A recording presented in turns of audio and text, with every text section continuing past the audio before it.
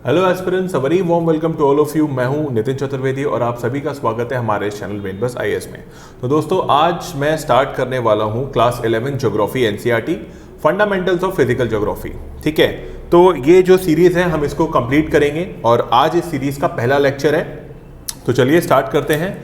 Geography as a discipline, unit 1। Okay, now so यहाँ पे geography की जो ये एनसीईआरटी है ये काफ़ी इंपॉर्टेंट है आपके यूपीएससी पॉइंट ऑफ व्यू से, क्योंकि क्लास 11 की जो एनसीईआरटी है ये ज्योग्राफी की, इससे कभी कभी डायरेक्टली क्वेश्चंस भी फंस जाते हैं और ये आपके मेंस आंसर राइटिंग के लिए भी काफ़ी इंपॉर्टेंट है, क्योंकि यहाँ पे आपको कंसेप्ट सीखने को मिलेंगे। ठीक है, तो आप फोकस करिएगा कंसेप्ट के ऊपर। देखिए, पहला चैप्टर में ये चैप्टर है, इसमें बहुत ज़्यादा कुछ इंपॉर्टेंट तो नहीं है, बट फिर भी you never know about UPSC. ठीक है, तो चलिए स्टार्ट करते हैं। Okay, so geography as a discipline. You have studied geography as one of the components of a social science. I am sure आप लोग सब जब एसएसटी पढ़ते थे तो आपने ज्योग्राफी पढ़ाई होगा अप टू सेकेंडरी स्टेज। आपको ऑलरेडी आप अवेयर हैं ज्योग्राफिकल फिनोमेनास के बारे में, geographical nature in the world and its different part. अब हम करेंगे geography as an independent subject. इसमें सिर्फ हम ज्योग्राफी के बारे में बात करेंगे and learn about the physical environment of the earth, human activities and their interactive relationship. तो बेसिकली यहां पे what are we reading? We are reading about the interactive relationship between humans and the physical environment. Okay, तो humans और physical environment के बीच का जो interactive relationship है वो हम यहां पे पढ़ने वाले हैं। ओके, तो बेसिकली अब आप सोच सकते हैं कि भाई हम ज्योग्राफी क्यों पढ़ें। अगर आप यूपीएससी एस्पिरेंट से पूछेंगे ज्योग्राफी क्यों पढ़ना है, तो I am pretty sure you already know the answer, क्योंकि बहुत इंपॉर्टेंट है। Okay, so why should we study geography? We live on the surface of the earth, our lives are affected by our surroundings in many ways, we depend on the resources. We as a human being are dependent on the resources which are provided by the physical environment और nature, हम जिसको बोल सकते हैं, to sustain ourselves in the surrounding areas। जो primitive societies थी subsisted on the natural means of subsistence, that is edible plants and animals। ठीक है, जो primitive societies थी वो directly nature पे physical environment पे dependent थी, but जैसे जैसे टाइम बीतता गया, with the passage of time we develop technologies and started producing our food using natural resources जैसे कि लैंड, सॉइल एंड वाटर। जैसे जैसे टेक्नोलॉजी आगे बढ़ी, हमने भी टेक्नोलॉजी का इस्तेमाल करके और फिजिकल एनवायरनमेंट का यूज करके हमने अपना फूड प्रोडक्शन स्टार्ट किया। हमने अपनी फूड हैबिट्स को एडजस्ट किया and clothing according to the prevailing weather conditions. ठीक है, सर्दी के मौसम में हम गर्म कपड़े पहनते हैं, गर्मियों में हम हल्के कपड़े पहनते हैं। तो as per the nature we have adapted, we have adjusted ourselves. Okay, now there are variations in the natural resource base, technological development, adaptation and modification of the physical environment, social and organisations and cultural development. So as a student of geography ये आपको पता होना चाहिए, you should be curious to know about all the phenomena which vary over space. You learn about the diverse lands and people. You should also be interested in understanding the changes which have taken place over time. तो geography यही सारे changes हमें बताता है। ठीक है, कि पहले क्या था और आज की डेट में कैसा हो रहा है, क्या चल रहा है, फिजिकल एनवायरनमेंट में एवोल्यूशन कैसे हुआ है, हम ह्यूमंस ने अपने आप को कैसे अडेप्ट किया है with respect to the physical environment. Okay, geography क्या करता है? equips you to appreciate the diversity and investigate into the causes responsible for creating such variations over time and space। तो देखिए, यहाँ पे बेसिकली ज्योग्राफी में हम पढ़ते हैं डिफरेंट वेरिएशंस के बारे में। वेरिएशंस के साथ साथ हम क्या पढ़ते हैं? Causes of those variations.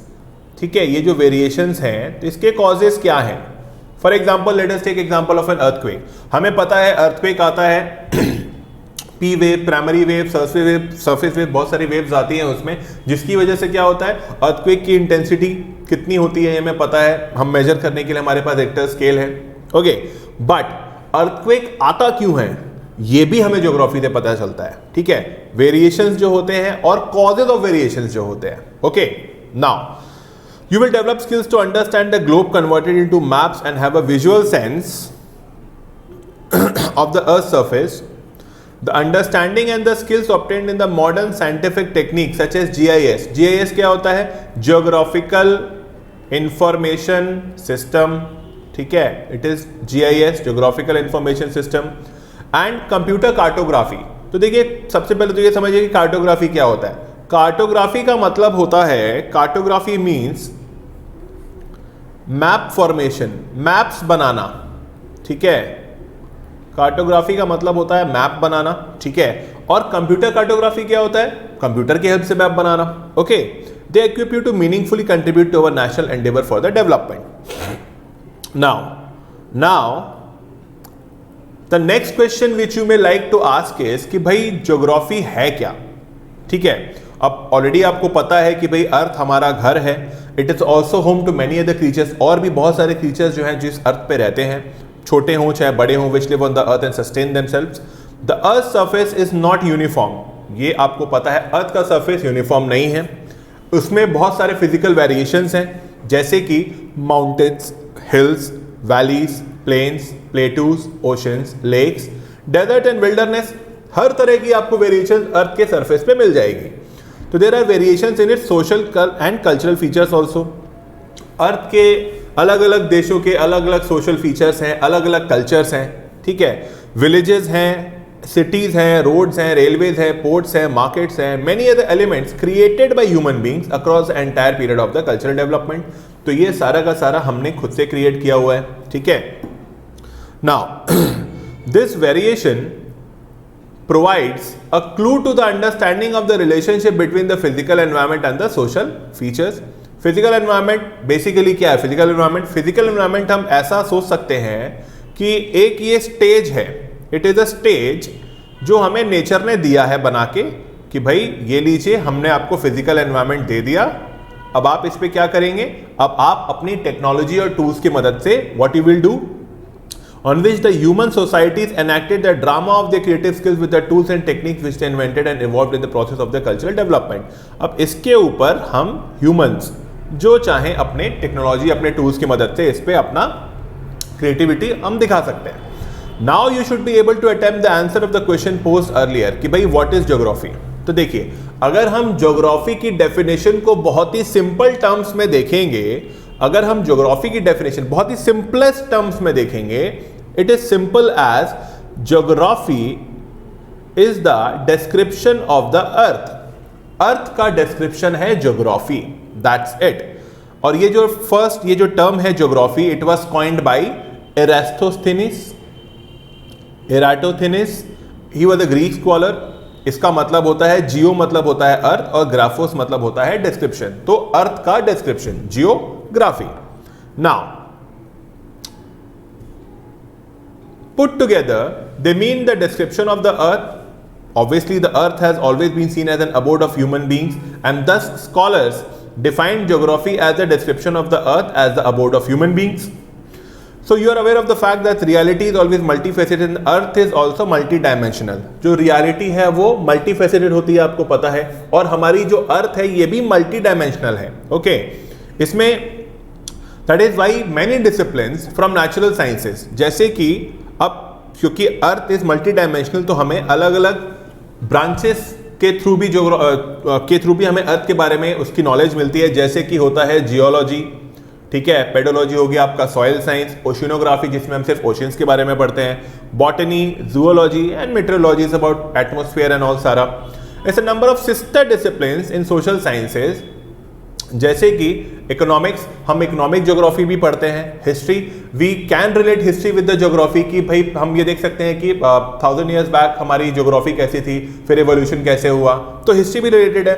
Sociology is the study of society, क्योंकि हम जिस समाज में रहते हैं वहाँ के बारे में हम पढ़ते हैं, वो भी ज्योग्राफी से इनडायरेक्टली रिलेटेड ही है। Political science, anthropology is the study of human being, different cultures, okay, they study different aspects of the earth's surface. तो geography is different from other sciences in its subject matter and methodology, but at the same time it is closely related to the other discipline. तो अगर आप overall एक big picture अगर आप देखेंगे तो you can find that geography is interrelated and each and every science is interrelated with each other. ठीक है, सारे के सारे आपस में जुड़े हुए हैं. Okay. Geography derives its database from all the natural and the social sciences and attempts their synthesis. सबसे ज्योग्राफी डेटा लेता है और उनको एक साथ मिलाने की कोशिश करता है. So that's why you already no हम इकोनॉमिक ज्योग्राफी पढ़ते हैं, हम ह्यूमन ज्योग्राफी पढ़ते हैं, हम रीजनल ज्योग्राफी पढ़ते हैं. ठीक है. So let us move forward. तो we have already noted that there exist variations over the surface of the earth in its physical as well as cultural environment. तो हमने अभी पढ़ा कि भाई अर्थ के फिजिकल वेरिएशंस भी हैं और कल्चरल एनवायरनमेंट में भी काफी वेरिएशंस हैं. A number of phenomena are similar and many are dissimilar. It was therefore logical to perceive geography as a study of areal differentiation. इसलिए माना गया कि ज्योग्राफी को हम समझ सकते हैं. We can say geography as it is we can perceive geography as the study of areal differentiation. Okay. Thus, geography was perceived to study all those phenomena which vary over space. जो भी कुछ होता है हमारे अर्थ में वो geography के अंदर में ही आता है. Okay. So, जो ज्योग्राफी है, geographers do not study only the variation in the phenomena over the surface, but also study the associations with the other factors which cause these variations. तो जैसा मैंने आपको भी पहले बताया था, variations के बारे में तो हम पढ़ते ही हैं. फिर से मैं बताता हूं आपको. We study about variations in geography plus we also study about the causes of variations. कि भाई अगर ये वेरिएशंस हो रहे हैं तो ये वेरिएशंस क्यों हो रहे हैं, ये भी हम ज्योग्राफी में पढ़ते हैं. ओके. तो basically it's kind of a cause and effect relationship या कॉजल रिलेशनशिप आप बोल सकते हैं. Okay, for example, cropping patterns differ from region to region, but this variation in cropping pattern as a phenomenon is related to the variation in soils, climate, demands, market capacity of the farmer to invest, and technological input available to her or him. तो basically देखिए, ये आपको पता है कि पूरे world में जो क्रॉपिंग पैटर्न्स हैं, जो खेती करने के तरीके हैं, जो पैटर्न्स हैं, वो अलग अलग हैं. ये आप जानते हैं. लेकिन वो अलग अलग क्यों हैं, इसके बहुत सारे फैक्टर्स हैं. ठीक है. कहीं का सॉइल, कहीं अलुवियल है, कहीं ब्लैक सॉइल है, कहीं एरिड सॉइल है, कहीं कुछ अलग टाइप का सॉइल है. ठीक है. कहीं का क्लाइमेट एक्सट्रीम है, हार्श है, मॉडरेट है. ठीक है. तो उसके हिसाब से खेती की जाती है. कहीं फार्मर की आर्थिक स्थिति, ठीक है, he is not in a position to invest, तो वहां वो इन्वेस्ट नहीं कर पा रहा है. तो अलग अलग फैक्टर्स, ठीक है, अलग अलग फैक्टर्स होते हैं जो कंट्रीब्यूट करते हैं उन वेरिएशंस को. ठीक है. बहुत ही सिंपल एग्जांपल है, क्रॉपिंग पैटर्न्स अलग हैं और क्रॉपिंग पैटर्न्स क्यों अलग हैं, इन दोनों के बारे में हम किस में पढ़ेंगे, ज्योग्राफी में पढ़ेंगे. Okay. So this concern of geography is to find out the causal relationship between any two phenomena और between more than one phenomenon. Now तो देखिए, ज्योग्राफी या geographer explains the phenomena in a frame of cause and effect relationship. Cause है तो उसका effect क्या है, और इफेक्ट है तो उसका कॉज क्या है. As it does not only help in interpretation but also foresees the phenomena in future. ठीक है. Now, तो ये जो फिनोमेनाज हैं, ठीक है, ज्योग्राफिकल फिनोमेना, फिजिकल हो चाहे ह्यूमन हो, they are not static. Static मतलब होता है स्टैग्नेंट. स्टैटिक मतलब होता है स्टैग्नेंट, जिसमें कभी चेंजेस नहीं आते. और डायनामिक मतलब होता है विच इज एवर चेंजिंग, जो चेंज होता ही रहता है. तो जो ज्योग्राफी है, it is not a static subject. ठीक है. It is a dynamic subject. ठीक है. क्योंकि फिजिकल एनवायरनमेंट, ह्यूमन का कल्चरल डेवलपमेंट होता जा रहा है. Human is we are doing technological advances, तो उसके हिसाब से हम अपने आप को एडजस्ट कर रहे हैं नेचर के साथ में. तो हमारा जो एडजस्टमेंट है और फिजिकल एनवायरनमेंट के साथ में, ये भी तो ये ज्योग्राफी के अंदर ही तो आता है ना. अगर ये ज्योग्राफी के अंदर आता है तो ज्योग्राफिकल फिनोमेना है ये डायनामिक है. ठीक है. It is not static. Okay. The change over time as a result of the interactive process between the ever-changing earth and the untiring and ever-active human beings. ठीक है. यही है ज्योग्राफी. Now, अब देखिए, जो प्रिमिटिव सोसाइटीज थी, जो पहले के हमारे जो लोग थे, primitive human societies, they were directly dependent on the immediate environment. वो सारा का सारा जो उनका डिपेंडेंसी थी वो उनके इमीडिएट एनवायरनमेंट पे थी कि भाई जहां वो रहते थे उसके हिसाब से वो वहीं से चीजें ले लेते थे. Geography is this concerned with the study of nature and human interaction. तो when we are talking about geography, we are talking about nature plus human interaction with nature. ठीक है. यही है geography. Nature plus human interaction. This is what we are learning in geography. Okay. Human as an integral part of nature and nature as the imprints of human. दोनों एक दूसरे के साथी हैं. ठीक है. नेचर के ऊपर भी ह्यूमन के इम्प्रिंट्स हैं और ह्यूमन तो नेचर से रिसोर्सेज लेता ही है. Okay, so it imprints can be noticed on food, clothing, shelter and occupation. Human beings have come to terms with the nature through adaptation and modification. तो हम humans ने खुद को नेचर के हिसाब से ढाल लिया है. As you already know, the present society has passed the stage of primitive societies. So obviously today, आज की डेट में we are living in modern societies, primitive societies नहीं है. ठीक है. Present societies have modified their natural environment by inventing and using technology and thus have expanded the horizon of their operation by appropriating and using the resources provided by the nature. तो हम भाई पहले के ज़माने में suppose करिए जैसे mining की बात करते हैं, ठीक है. माइनिंग के लिए पहले के ज़माने में टूल्स अवेलेबल नहीं थे, बट आज की डेट में we are also we are doing drill mining. हम लोग डीप अर्थ के अंदर जाके हम लोग रिसोर्सेज लेके बाहर आ रहे हैं, ठीक है. तो पहले ऐसा नहीं था. With the gradual development of technology, human beings were able to loosen the shackles of their physical environment. ठीक है, जो restriction था, ठीक है, वो restriction कैसे कम हुआ? With the help of technological advancement. Technology helped in reducing the harshness of labor, increased labor efficiency, and provided leisure to human beings to attend to the higher needs of the life. तो basically हम ये कह सकते हैं कि with the help of technology, our standard of living, हमारा रहने का तरीका या हमारा रहने का लाइफस्टाइल काफी बड़ा है. Okay, now it is also increase the scale of production and the mobility of labour. Okay, fine, ये भी हुआ है. Okay, the interaction between the physical environment and human beings has been succinctly described by the poet in the following dialogue. तो देखिए छोटा सा ये कि डायलॉग है between God and human.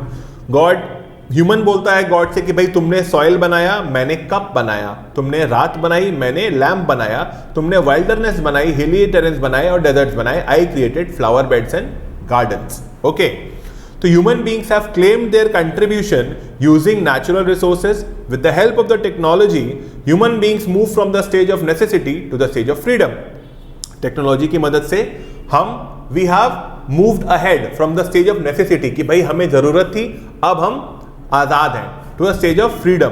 We are not restricted by the physical environment. ठीक है, we have loosen the barriers of the physical environment because of the technological advancement. Okay, they have put their imprints everywhere and created new possibilities in collaboration with nature. Thus we now find humanized nature. देख रहे हैं आप यहाँ पे humanized nature है. Nature भी एक तरीके से हम बोल सकते हैं कि नेचर भी directly indirectly it is acting as per human beings. Humanized nature and naturalized human beings. Okay, naturalized human beings. And geography studies this interactive relationship.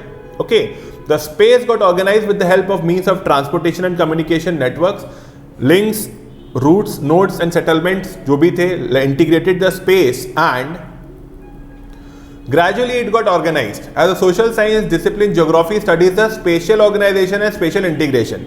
तो देखिए यहाँ पे अब हम देखिए यहाँ पे geography is concerned with the 3 sets of questions. यहाँ पे 3 set of questions हैं. पहला क्या है देखिए, कुछ questions हैं which are related to the identification of the patterns of natural and cultural features found over the surface of the earth. ठीक है, तो पहले कुछ questions हैं they relate to the identification of the patterns of natural and cultural features कि भाई natural features यहाँ ऐसे हैं तो क्यों हैं, क्या है, ठीक है, और cultural features कैसे हैं तो क्या है. ठीक है, तो ये सारे जो questions हैं they are relating to what. ठीक है, some questions related to the distribution of natural and human cultural features over surface of the earth. ठीक है, ये these questions are questions about where. पहले है कि भाई वो नेचुरल फीचर्स हैं वो क्या है, दूसरा है कि वो कहाँ है. ठीक है, वेयर. अगर हम इन दोनों को अब साथ में ले लें, taken together, both these questions take care of the distributional and locational aspects of the nature and cultural features. These questions provided the inventorized information what features and where located. It was a very popular approach during the colonial period. तो colonial period के time में जब geography पढ़ाई जाती थी या पढ़ी जाती थी तब इन दोनों क्वेश्चंस को लिया जाता था. But these two questions did not make geography a scientific discipline till the third question was added. तो तीसरा important question जब बाद में add किया गया, third question related to the explanation or the causal relationship between features and the processes and the phenomena. This aspect of geography is related to the question why. Okay, so let's take a simple example. ठीक है, let us take example of a mountain. चलिए एक mountain का example लेते हैं। एक you all I guess you have already heard about Mount Everest, ठीक है, सॉरी या आप सब ने माउंट एवरेस्ट के बारे में सुना है, ठीक है। Mount Everest is the highest peak in the world, ठीक है, माउंट एवरेस्ट। अब माउंट एवरेस्ट क्या है? एक फीचर है, माउंटेन है। What is it? It is a mountain. कहां पर है ये? भाई ये नेपाल में है, ठीक है। माउंट एवरेस्ट क्यों है? ये कैसे बना? ठीक है, this is the third question which the geography will be answering कि भाई इंडियन प्लेट एशियन प्लेट से जब कोलाइड करी, तो जब दो प्लेट्स आपस में जब उनका कोलिजन हुआ तो एक प्लेट जो थी उसके जो दूसरे प्लेट के ऊपर फोल्डिंग्स आ गए, जिसकी वजह से माउंटेन उठ गया and that's why it is called a fold mountain, ठीक है। ये बहुत छोटा सा एग्जांपल था आपको इन तीनों क्वेश्चंस को एक साथ में बताने का। I am sure, I guess आपका ये डाउट थोड़ा क्लियर हो गया होगा। Now geography as a discipline is related to the space and takes note of spatial characteristics and attributes. It studies the pattern of distribution, location and concentration of phenomena over space and interprets them, providing explanation for those patterns. तो ये patterns को identify करती है और बताती है ये pattern है तो क्यों है। It takes notes of the associations and interrelationship between the phenomena over space and interprets them, providing the explanation for these patterns. It also takes the note of associations on interrelationships between the phenomena resulting from the dynamic interaction between the human beings and their physical environment. ठीक है, तो यहाँ पे geography as a discipline basically is focused on explaining the interactive relationship को explain करती है, ठीक है। उसकी जो कॉजेज है, in fact the causes of interactive relationship इसको एक्सप्लेन करती है। Okay, so guys this chapter is a little bit big. I will be making sure कि मैं ये चैप्टर आपको पूरा कराऊं, ये पूरी सीरीज पूरी कराऊं, इसीलिए मैं इसको पार्ट पार्ट में ब्रेक करके आगे के वीडियोस में आपको ये लेक्चर कंप्लीट किया जाएगा। ओके, टिल देन अगर आपको कोई और क्वेरी है तो आप कमेंट सेक्शन में डाल सकते हैं and I will be making NCERTs for geography, history, political science and everything.